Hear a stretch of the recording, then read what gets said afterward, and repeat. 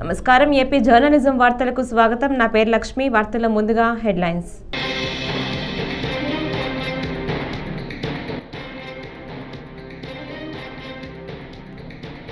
Atchutapuram pharma ప్రమాద బాధితులను ఆసుపత్రిలో చంద్రబాబు నాయుడు పరామర్శించారు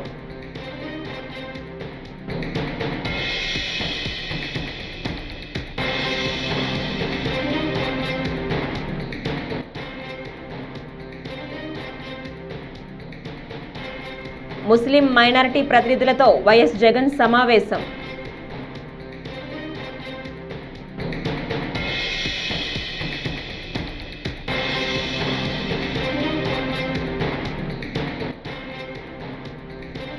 అచ్యుతాపురం ఎస్ఈజెడ్లోని ఫార్మాలో జరిగిన ఘటన బాధాకరమని వైసీపీ నేత బొత్స సత్యనారాయణ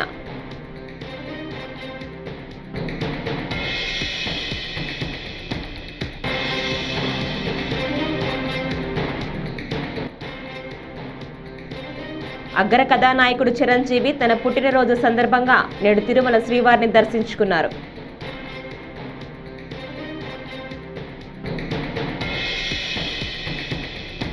ఇక డీటెయిల్స్ చూస్తే అచ్యుతాపురం ఫార్మా ప్రమాద బాధితులను మెడికవర్ ఆసుపత్రిలో ఆంధ్రప్రదేశ్ ముఖ్యమంత్రి నారా చంద్రబాబు నాయుడు ఈరోజు పరామర్శించారు ప్రమాద వివరాలను బాధితులను అడిగి తెలుసుకున్నారు ధైర్యంగా ఉండాలని బాధితులకు సీఎం చంద్రబాబు భరోసా ఇచ్చారు ప్రభుత్వం అన్ని విధాలా చూసుకుంటోందని బాధితులకు సీఎం భరోసా ఇచ్చారు ఎంత ఖర్చైనా రక్షించుకుంటామని హామీ ఇచ్చారు తాము అండగా ఉంటామని ధైర్యంగా ఉండాలని బాధితులకు ముఖ్యమంత్రి చంద్రబాబు ధైర్యం చెప్పారు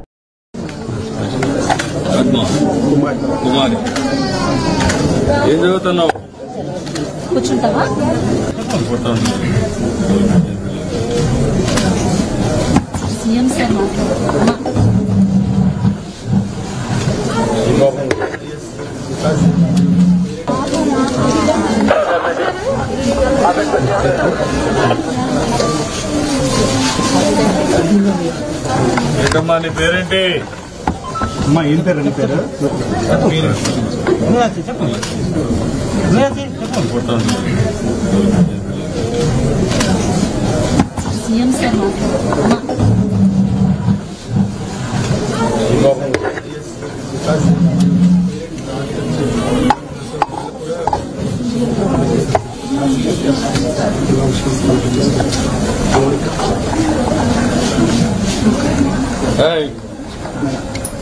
నీ పేరేంటి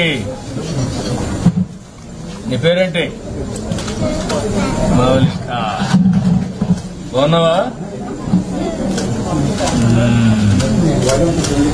నీ పాపమ్మా అక్క కోసం ఏమ్మా అక్క కోసం ఎవరు తీసుకెళ్లారు మా మిమ్మల్ని ఎవరు తీసుకెళ్లారు మేమే తీసుకెళ్ళాము పాస్టర్ ఫోన్ చేశాడు పేరెంట్స్ మీట్లు అనేసి అక్కడే లేదు అప్పుడు తినేసినది అంటే మీరు కూడా తిన్నారు కదా నువ్వు తినలేదా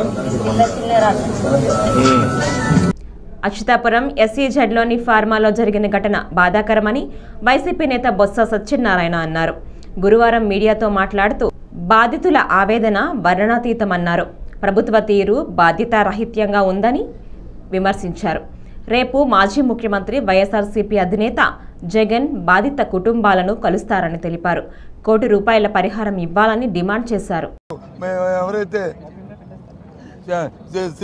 ఇంజూరీ అయ్యి మరి 3 రోజులు హాస్పిటల్లో ఉండి వెళ్తారు 3 లక్షలు ఇవ్వాలి ఎవరైతే చిన్న ఇంజూరీ అయ్యారో బయట హాస్పిటల్ తీసుకున్నారో వాళ్ళకి 50,000 తక్కువ లేకుండా వాళ్ళకి ఇవ్వాలి అది దాని అన్నింటికి కూడా రాతపరకమైన ప్రభుత్వం నుంచి ఒక ప్రొసీడింగ్ ఒక రిలీజ్ రావాలి జీవో రావాలి వచ్చినప్పుడే ప్రజలు నమ్మకం ఉంటుంది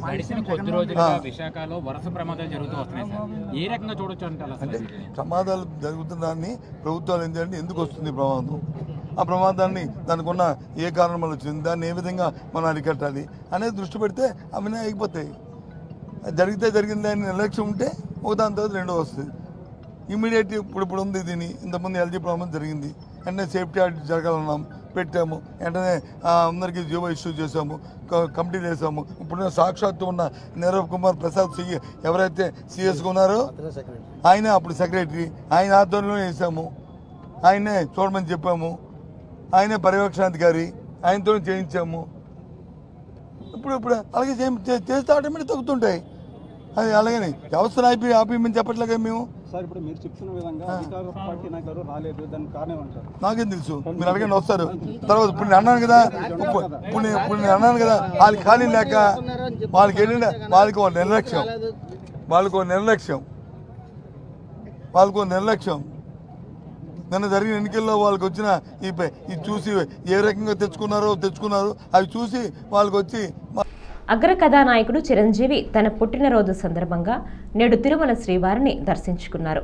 గురువారం వీఐపీ ప్రారంభ విరామ దర్శన సమయంలో సతీమణి సురేఖ తల్లి అంజనాదేవితో కలిసి ఆయన స్వామివారి సేవలో పాల్గొన్నారు. తిరుమల తిరుపతి దేవస్థానం అధికారులు వారికి స్వాగతం పలికి దర్శనం ఏర్పాట్లు చేశారు. దర్శనం అనంతరం రంగనాయకుల మండపంలో పండితులు ఆశీర్వచనం చేసి స్వామివారి తీర్థ ప్రసాదాలను అందజేశారు.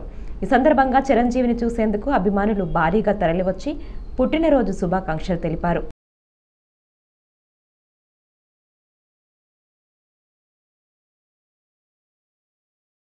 కొంచెం ముందు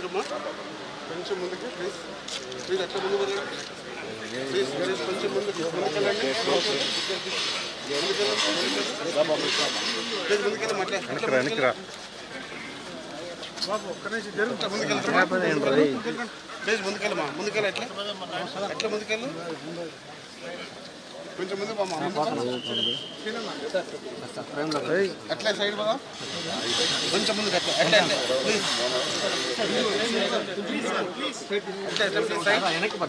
అట్లా ప్లీజ్.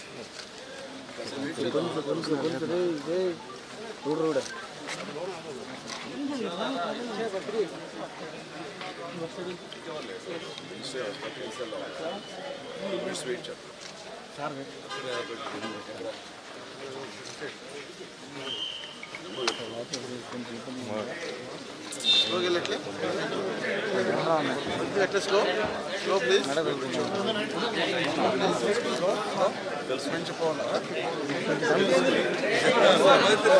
Slow please.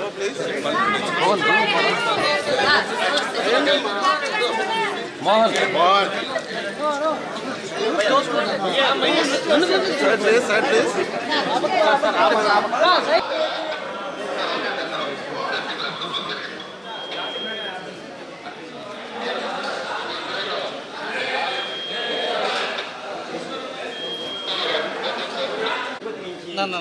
చేతులు పెట్టదండి. దింపుతా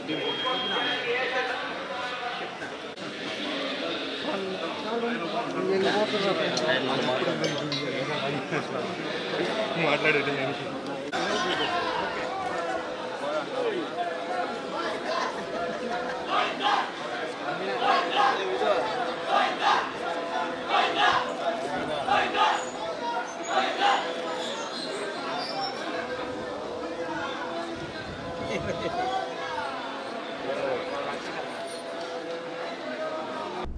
ముస్లిం మైనారిటీ ప్రతినిధులతో వైఎస్ఆర్ కాంగ్రెస్ పార్టీ కేంద్ర కార్యాలయంలో మాజీ ముఖ్యమంత్రి వైఎస్ఆర్సీపీ అధ్యక్షులు వైఎస్ జగన్మోహన్ రెడ్డి సమావేశమయ్యారు.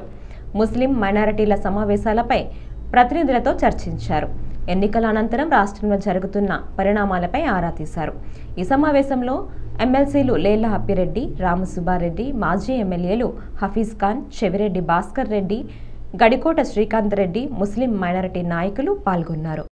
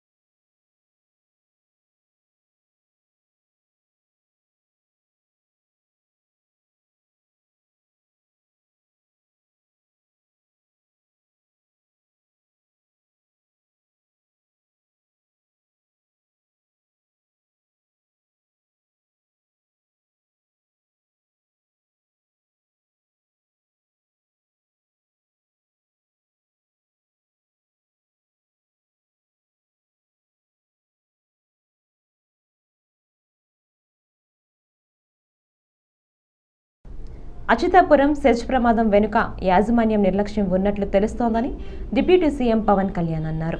ఈ ఘటన చాలా బాధాకరమని విచారం వ్యక్తం చేశారు. కార్మికుల భద్రత కోసం పరిశ్రమల్లో సేఫ్టీ ఆడిట్ చేయాల్సిన అవసరం ఉందన్నారు. పరిశ్రమల్లో భద్రతా చర్యలపై సెప్టెంబర్లో సమావేశం నిర్వహిస్తామని చెప్పారు.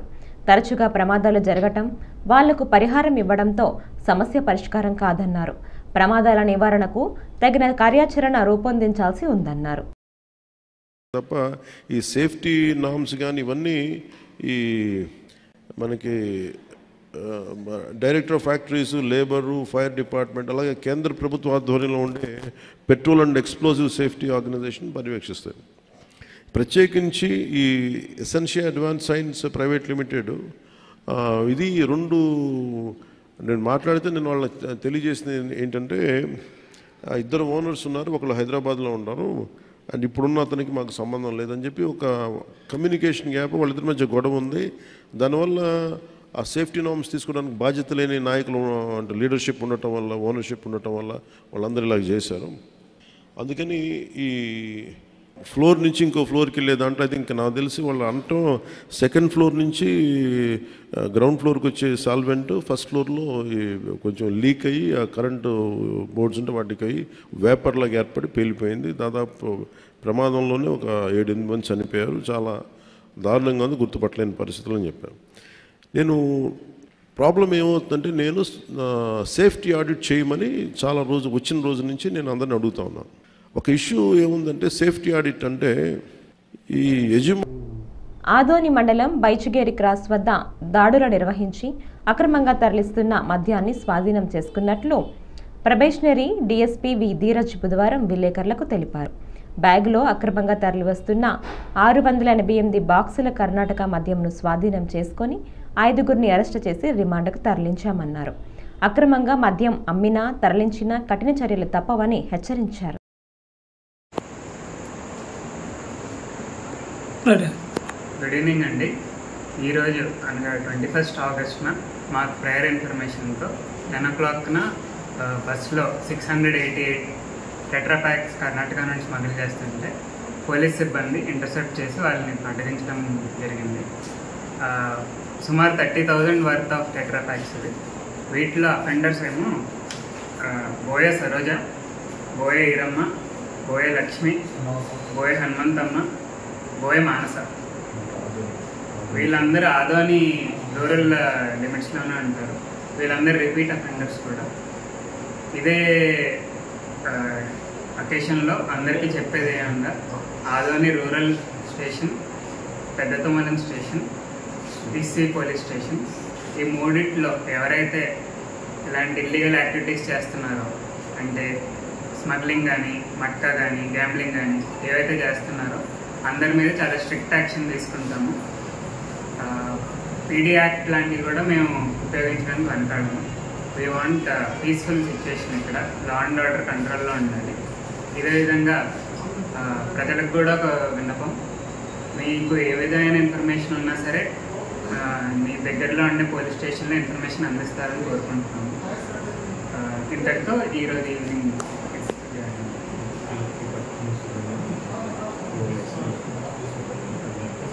ఇది పట్టుకున్న రూరల్ ఎస్ఐ గారికి, రామాంజనేయులు గారికి, ఇంకా వాళ్ళ సిబ్బంది వీళ్ళందరికీ అభినందనలు తెలుపుతున్నాను. నా పేరు రైల్వే డిఎస్పీ ధీరజ్ అండి. ఇక్కడ ప్రస్తుతం ట్రైనింగ్ ఉన్నాను. అలాగే సిఐ గారికి కూడా అభినందనలు. సిఐ గారు శ్రీనగర్. Thank you.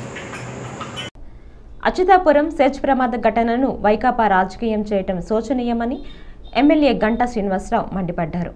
విశాఖ పారిశ్రామిక చరిత్రలోనే ఇది అతిపెద్ద ప్రమాదమని పేర్కొన్నారు. ఈ ప్రమాదంలో 17 మంది మృతి చెందడం చాలా బాధాకరమన్నారు.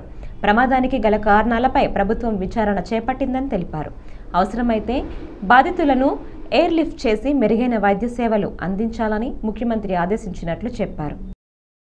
విశాఖపట్నం అచ్యుతాపురం సెజ్లో ఉన్న ఫార్మా కంపెనీలో ఆ రియాక్టరు బ్లాస్ట్ అయ్యి ప్రమాదం జరగటం, 17 మంది ప్రాణాలు కోల్పోవటం, అలాగే దాదాపు 47 మంది పైగా ఎవరైతే క్షతగాత్రులు ఉన్నారో గాయాలతోటి హాస్పిటల్లో వైద్యం పొందుతున్నారు. మరి నిన్న జరిగిన సంఘటన చాలా తీవ్రమైంది. నాకు తెలిసి బహుశా విశాఖపట్నం పారిశ్రామిక చరిత్రలో ఇది అది పెద్ద యాక్సిడెంట్గా చెప్పుకోవాల్సిన అవసరం ఉంది. గతంలో ఎల్జీ పాలిమర్స్ కానీ లేదా హెచ్పిసిఎల్లో కానీ లేదా చిన్న చిన్న ఇన్సిడెంట్లు జరిగినప్పుడు ప్రాణ నష్టం తక్కువలో ఉండేది. ఇంత పెద్ద మొత్తంలో ప్రాణాలు కోల్పోవటం ఇది ఎవరు కూడా మర్చిపోలేని సంఘటన.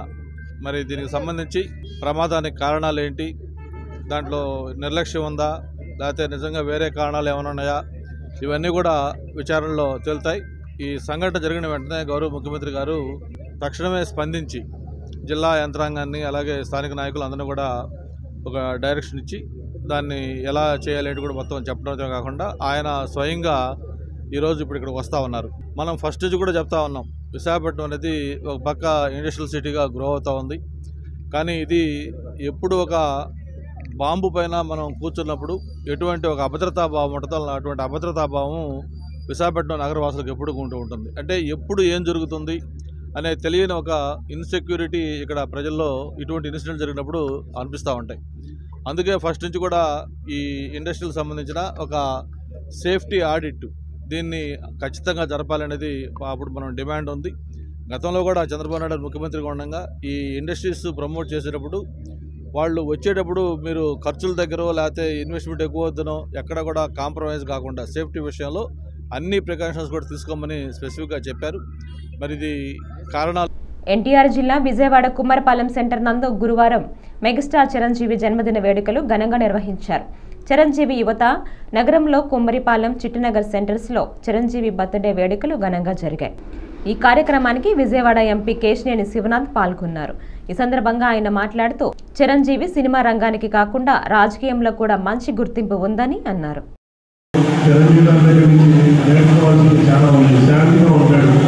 ఎవరిని ఎదుర్కోవాలని చూపించరు, తనకి బాధలు ఉంటే మనసులో ఉంటుందని బయటికి చెప్పరు. వీటన్నిటితో ఒక సామాన్య కుటుంబంలో పుట్టి ఒక రాష్ట్ర ప్రజలు కాకుండా దేశంలో వివిధ ప్రాంతాల్లో ఉన్న ప్రజలు కూడా ఒక ఇన్ఫ్లుయెన్స్ చేసే స్టేజ్ తీసుకురాగలిగారంటే ఇవాళ అటువంటి వారిని ఆదర్శంగా తీసుకోవాలని నేను కోరుకుంటున్నాను. ఇవాళ ఆ సినీ రంగంలో ఆయన ఒకటో లేని మహారాజా రామారావు గారి తర్వాత కృష్ణ గారు చిరంజీవి గారు ఒకటో లేని మహారాజుగా వెలుగొందిన ఆయన కొన్ని పరిస్థితుల్లో సమాజానికి సేవ చేయాలని ఆఖరికి అది కూడా సినీ రంగాన్ని కూడా వదులుకుని వచ్చారు. కానీ ఆయన ఆదర్శాలని ముందుకు తీసుకెళ్లడంలో బాగా కృషి చేశారు. రాష్ట్ర విభజన తర్వాత కొన్ని ఇబ్బందుల వల్ల వారు రాజకీయాలు తప్పుకున్నా ఆయన్ని ఆదర్శంగా తీసుకుని మళ్ళీ పవన్ కళ్యాణ్ గారు రావడం, అది కూడా ఆయన కూడా ఒకటే చెప్పారు 2014లో వచ్చినప్పుడు, నేనేదో ఇవాళ రేపు పాలిటిక్స్ చేస్తాను కాదు, లాంగ్ టర్మ్ పాలిటిక్స్ చేయాలి. 2029 నాటికి ఆంధ్రప్రదేశ్ రాష్ట్రంలో ఇల్లు లేని పేదవాళ్లు ఉండకూడదనే ప్రధాన లక్ష్యంతో అర్హులైన పేదవారందరికీ పక్కా గృహాలు ఉండాలని మంత్రి కొలుసు పార్థసారథి వెల్లడించారు. ఇదే విషయంపై ముఖ్యమంత్రి నారా చంద్రబాబు నాయుడు దిశానిర్దేశం చేశారన్నారు. ఇబ్రహీంపట్నం గాజులపేట లేఅవుట్ను నిర్మించిన పక్కా గృహాలను మంత్రి కొలుసు పార్థసారథితో కలిసి స్థానిక ఎమ్మెల్యే వసంత వెంకట కృష్ణప్రసాద్ గురువారం పరిశీలించారు. 2016 నుంచి PMAY 1O first scheme start అయ్యింది. స్టార్ట్ అయినాక దాంట్లో దాదాపు 20-21 లక్షల మందికి శాంక్షన్ అయిన ఇల్లులు, దాంట్లో ఒక 6,80,000 గత ప్రభుత్వంలో నిర్మించారు. అంతకుముందు చంద్రబాబు నాయుడు గారు సమయంలో దాదాపు 3-4 లక్షల దాకా ఇల్లు నిర్మించారు. ఇప్పుడు మిగిలిన 8,25,000 నిర్మాణం చేస్తాము. వీళ్ళందరూ కూడా మార్చి 2025కి పూర్తి చేసుకోకపోతే, అంటే వాళ్ళకు కేటాయించిన 1,80,000కి సంబంధించిన నిర్మాణాన్ని పూర్తి చేసి, అంటే లోపల పెయింటింగ్ లేదా ఫ్లోరింగ్ కరెంట్ ఏదైనా ఉండొచ్చు, కానీ 1,80,000 తీసుకుంటానికి ఏదైతే స్టేజ్ వైజ్ పేమెంట్ ఫిక్స్ చేసామో తీసుకోకపోతే ఆ నిధులు కోల్పోతారు. అంతేకాకుండా భవిష్యత్తులో ఇంకెప్పుడు కూడా గతంలో శాంక్షన్ కాబడిన లబ్ధిదారులకి కొత్తగా ఇల్లు శాంక్షన్ కాబడవు. దయచేసి గృహ నిర్మాణ శాఖ అధికారులు, అదేవిధంగా లబ్ధిదారులు, ప్రజాప్రతినిధులు అందరూ కూడా దీన్ని గమనించి ఈ మిగిలిపోయిన నిర్మాణాలని వేగంగా పూర్తి చేయాలని చెప్పేసి మనం చేస్తాను. దాంతోపాటు మరి మా చీఫ్ ఇంజనీర్ గారు, ప్రిన్సిపల్ సెక్రటరీ గారు, ఎమ్మెల్యే గారు కూడా వచ్చారు. కొంచెం మేస్త్రుల మాటల్లో పడి వారు చెప్పే మాటల్ని దృష్టిలో ఉంచుకుని అధిక ఖర్చు అయ్యే విధంగా ఇళ్ల నిర్మాణం జరుగుతున్నట్టు మాకు అర్థమవుతా ఉంది. దీని మీద స్టడీ చేపించి లబ్ధిదారుకు ఉపయోగపడే విధంగా డిజైన్స్ సబ్మిట్ చేసి ఖర్చు ఏ విధంగా తగ్గించాలో అది కూడా ఆలోచన చేస్తామని చెప్పేసి మనం చేస్తాను. తప్పకుండా ఈ రోజులో ఇన్ఫ్రాస్ట్రక్చర్ పూర్తి చేస్తానికి ఎమ్మెల్యే గారి సహకారంతో తప్పకుండా చేస్తాం. నిన్న కూడా ఒక నిర్ణయం తీసుకున్నాం. ఏదైతే ప్లింత్లు ఉన్నాయో దీంట్లో మట్టి నింపుతాం మన ప్లింత్లో, కానీ మన ఎమ్మెల్యే గారి సహకారంతో మన ఫ్లై యాష్ VTPS తీసుకొచ్చి దాన్ని నింపితే ఈ రావు దాని ఎలుకలో పందికొక్కుల రావు, చెదలు పట్టదు, తర్వాత అది కొంగను కూడా కొంగదు. కాబట్టి రేపు ప్రిన్సిపల్ సెక్రటరీ గారు మేమంతా కూడా ప్రభుత్వానికి విన్నవిస్తాం. వీరి ఎమ్మెల్యే గారి సహకారంతో ఎంపీ గారి సహకారంతో ఆ ఫ్లై యాష్ తీసుకొచ్చి ఫిల్లింగ్స్ కూడా చేసే కార్యక్రమం చేస్తాం. తిరుపతి రూరల్ మండలం వేదాంతపురం పంచాయతీకి చెందిన వైసీపీ మాజీ సర్పంచ్ తోట చిరంజీవి రెడ్డి, మాజీ వార్డు మెంబర్ చంద్ర ముదిరాజులు పులివర్తి నాని అందించిన సుపరిపాలన అద్భుతంగా ఉందని ఆ పార్టీని వీడి బుధవారం టీడీపీలో చేరారు. ఎమ్మెల్యే పులివర్తి నాని మాట్లాడుతూ, నన్ను నమ్మి పార్టీలోకి వచ్చిన మాజీ సర్పంచ్ చిరంజీవి రెడ్డి, మాజీ వార్డు మెంబర్ చంద్ర ముదిరాజులకు ఎప్పుడూ అండగా ఉంటానని ఆయన అన్నారు. అక్కలకి, చెల్లెలకి, అమ్మలకి, అన్నలకి, తమ్ముళ్ళకి, ప్రింట్ మీడియా గారికి, ఎలక్ట్రానిక్ మీడియా వారికి అందరికి కూడా పేరు పేరున నమస్కారాలు తెలియజేసుకుంటున్నా. మీకు తెలుసు, తెలుగుదేశం పార్టీ అంటే, తెలుగుదేశం ప్రభుత్వం అంటే ప్రజల ప్రభుత్వం. ప్రజల మధ్య నిరంతరం తిరగాల్సిన బాధ్యత మాకు మా పెద్ద ఆయన చంద్రబాబు నాయుడు గారు కానీ, చిన్న ఆయన లోకేష్ బాబు గారు కానీ, ఇప్పుడు ఎన్డీఏలో ఉన్నటువంటి పవన్ కళ్యాణ్ గారు కానీ, మోడీ గారు కానీ అందరూ కూడా చెప్పడం. ఎందుకంటే గతంలో కూడా మీకు తెలుసు, తెలుగుదేశం ప్రభుత్వంలో మీరు ఏదైనా ఒక అర్జీ ఇస్తే అర్జీకి న్యాయమైనంత వరకు పోరాటం చేసేది తెలుగుదేశం ప్రభుత్వం. అటువంటి తెలుగుదేశం ప్రభుత్వంలో నేను ఎమ్మెల్యే అయిన దానికి నాకు సహకరించిన చంద్రగిరి నియోజకవర్గ ప్రజలందరూ కూడా మరొకసారి శిరస్సు నమస్కరిస్తున్నా. మీకు వేదాంతపురం గురించి చెప్పాలంటే ఇప్పుడే మా అన్న చెప్పాడు, మన కుమార్ గారు ఆవేశంగా, అన్నా మీ ఆవేశం 100% ఒప్పుకుంటానన్నా. దీంట్లో కృష్ణమూర్తి రెడ్డి గారు తప్పు లేదా ఇంకో తప్పు ఉండదన్నా. ఆ రోజు పార్టీ ఆదేశానుసారం విధి విధానాలు బట్టి ఉంటుందన్నా, వేరేముండదు. ఈసారి నుంచి అటువంటి జరగకుండా నేను చూసుకుంటా. అందుకనే ఇప్పటి నుంచే గ్రామ స్థాయిలో కింద స్థాయిలోకి వెళ్తున్నా. కింద స్థాయి నుంచి రూట్ అంటే మీకు తెలుసు, చెట్టు ఉంటే చెట్టు కింద వేర్లు బలంగా ఉంటేనే చెట్టు ఉంటుంది. మీరు బలంగా ఉంటేనే నేను బాగుంటా, నేను బాగుంటే పార్టీ బాగుంటుంది. కానీ ఇటువంటి పొరపాట్లు జరగకుండా నేను చూసుకుంటాను కూడా సభాముఖం కూడా తెలియజేసుకుంటున్నా. ఇంకా ఈ వేదాంతపురానికి సంబంధించి ఎన్డీఏ కూటమి విద్యా వైద్య రంగానికి అధిక ప్రాధాన్యత ఇస్తోందని రాజమండ్రి సిటీ ఎమ్మెల్యే ఆదిరెడ్డి శ్రీనివాస్ పేర్కొన్నారు. గురువారం రాజమండ్రిలో నిర్వహించిన విలేకరుల సమావేశంలో ఆయన మాట్లాడారు. రాజమండ్రిలోని డాక్టర్ అల్లు రామలింగయ్య ప్రభుత్వ హోమియో వైద్య కళాశాలలో రద్దు చేసిన 23 పీజీ సీట్లను కూటమి ప్రభుత్వంలో సాధించినట్లు వెల్లడించారు. ఎన్డీఏ కూటమి విద్యా వైద్యానికి అధిక ప్రాధాన్యత ఇస్తా ఉంది. దానికి నిదర్శనమే ఈ యొక్క రాజమండ్రి హోమియో కాలేజ్లో 46 సీట్లు. హోమియో కాలేజ్ రాజమండ్రి అలాగే గుడివాడ రెండు కలిపి 46 పీజీ సీట్లు. రాష్ట్రం కోల్పోయే పరిస్థితి నుంచి ఈరోజు మనకు పిల్లలకి దక్కే విధంగా చేసిన ఘనత ఎన్డీఏ కూటమిది. మేము ఇచ్చే ప్రాధాన్యత అది. మీరు గమనించినట్లయితే ఏదో పెద్దలు చెప్పినట్లు మనం మంచి చేయడానికి ఒక అడుగు ముందుకేస్తే దేవుడు కూడా సహకరిస్తాడనడానికి ఇదే నిదర్శనం. ఈ యొక్క అల్లూరు మెడికల్ కాలేజ్, అల్లూరు ఏదైతే హోమియోపతి కాలేజ్ ఉందో, అల్లు రామలింగయ్య స్థాపించిన సంవత్సరం మీకు తెలుసు 1969. అక్కడి నుంచి ఎలాగా అభివృద్ధి జరుగుతూ వెళ్ళిందో, ఏ విధంగా దానికి అందరి యొక్క సహకారం అందించారు అన్నది కూడా మీ అందరికీ తెలిసిన అంశమే. 2016లో పీజీ సీట్స్ ఆనాడు మంత్రిగా ఉన్న కామినేని సీని గారు, కేంద్రంలోని ఆనాడు ఉన్న నాయకులు వెంకయ్యనాయుడు గారి సహకారంతో 18 సీట్లు పీజీ సీట్స్ తెచ్చుకోవడం, క్రమేణా ఆ సీట్లను పెంచుకుంటూ వెళ్ళడం జరిగింది. ఈరోజు 23 సీట్లు ఉన్నాయి ఇక్కడ. మనకి ఈ అల్లు రామలింగయ్య హోమియోపతి మెడికల్ కాలేజ్లో 23 పీజీ సీట్స్ క్యాన్సిల్ అయినాయి అని ఆ కాలేజ్ ప్రిన్సిపల్ నన్ను కలవడం జరిగింది. కారణాలు అడిగినప్పుడు national commission for homeopathy, central government palm oil పంటను పండించేందుకు రైతులు ముందుకు రావాలని అనపర్తి ఎమ్మెల్యే నల్లమిల్లి రామకృష్ణారెడ్డి సూచించారు.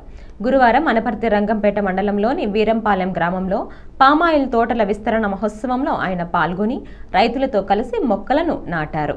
పామాయిల్ తోటలను పండించడం ద్వారా రైతులకు కలిగే ప్రయోజనాల గురించి ఎమ్మెల్యే వివరించారు. ఈ కార్యక్రమంలో అధికారులు పాల్గొన్నారు. కూడా గోవింద్ గారు ప్రస్తావించారు. దాన్ని ఇటీవల కాలంలో బుజ్జిబాబు గారు కూడా నా దృష్టికి తీసుకొచ్చారు. మరి ఇన్సూరెన్స్ అనేది జగన్మోహన్ రెడ్డి గారు చాలా అవహేళన చేశారు. రైతుల విషయంలో, ఇన్సూరెన్స్ విషయంలో అనేక కార్యక్రమాలు చేపడతామని యథాప్రకారంగా వారు హామీలు ఇవ్వడం, అది నమ్మడం రైతులు ఏ రైతుకి కూడా ఇన్సూరెన్స్ స్కీము అప్లై అయ్యే విధంగా ఆ రోజు చర్యలు తీసుకోలేదు. ఇవాళ కూటమి ప్రభుత్వం రాగానే ఆ దిశగా చర్యలు స్టార్ట్ అయినాయి. మరి అది లేబర్ డిపార్ట్మెంట్ చేయాలనేది కూడా ఇప్పుడు దుర్గేష్ గారు చెప్పారు. తప్పనిసరిగా లేబర్ డిపార్ట్మెంట్ ద్వారా దాన్ని చర్చించి దాన్ని తప్పనిసరిగా చేస్తాం. అదేవిధంగా మరి బుజ్జిబాబు గారు లాంటి వాళ్ళు చెప్పారు ఇది సెంట్రల్ గవర్నమెంట్కి సంబంధించిందని. కానీ స్టేట్ గవర్నమెంట్ పనులు కూడా చాలా ఉన్నాయి దీంట్లో. ఇన్సెంటివ్స్ ఇవ్వడంలో కానీ, లేదంటే ఈ లేబర్ డిపార్ట్మెంట్ ద్వారా ఇన్సూరెన్స్ కార్యక్రమాలు టేకప్ చేయడం కానీ, రైతులకి రాయితీలు కల్పించడంలో కానీ, ఎరువులు, క్రిమిసంహారక మందులు సబ్సిడీ ఇవ్వడంలో, ఎందుకంటే గత 5 సంవత్సరాలుగా ఇచ్చినట్లేదు, సబ్సిడీ ఇవ్వాల. అది ఇవ్వాల్సిన బాధ్యత స్టేట్ గవర్నమెంట్దే. స్టేట్ గవర్నమెంట్ దీంట్లో ప్రధాన పాత్రే, యూనియన్ గవర్నమెంట్ ప్రధాన పాత్ర. ఇందాక గోవింద్ గారు చెప్పినట్టు మరి ఇవాళ నేను యూనియన్ గవర్నమెంట్ లో అధికారంలో ఉన్న పార్టీలో కూడా భాగస్వామిని నేను. అది కూడా బుజ్జిబాబు గారు లాంటి వాళ్ళు కొద్దిగా గ్రహిస్తే మంచిది. అక్కడ కూడా నా పాత్ర ఉంటుంది తప్పనిసరిగా. నా పాత్ర లేదని వారు భావించాల్సిన అవసరం లేదు. అసలు పార్టీ ఏదైనా ఒక శాసనసభ్యుడు కానీ, ఒక పార్లమెంటు సభ్యుడు కానీ ఎన్నికైతే ఎక్కడైనా పాత్ర పోషించవచ్చు. రైతులకు సమస్య కానివ్వండి, ఇంకో సమస్య కానివ్వండి, ఏ సమస్య వచ్చి. ఈ వార్తలు ఇంతటితో సమాప్తం. నమస్కారం.